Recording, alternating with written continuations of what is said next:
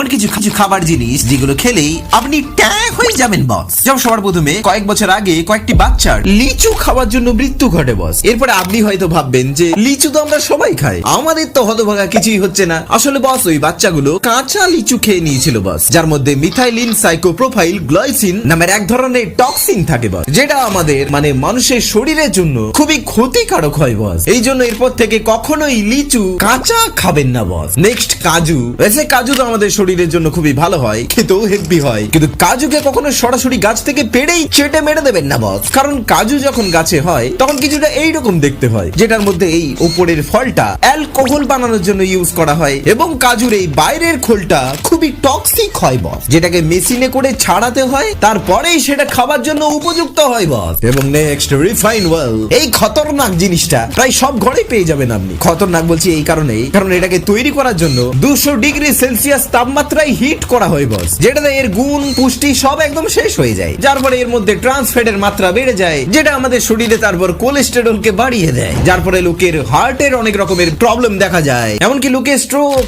Diabetes অব্দি হয়ে যায় বস। বস এইগুলোর মধ্যে আপনি কোনটা পছন্দ করেন না? একটু কমেন্ট বক্সে আজু বাজু কাজু ছুড়ে মারুন দেখিনি।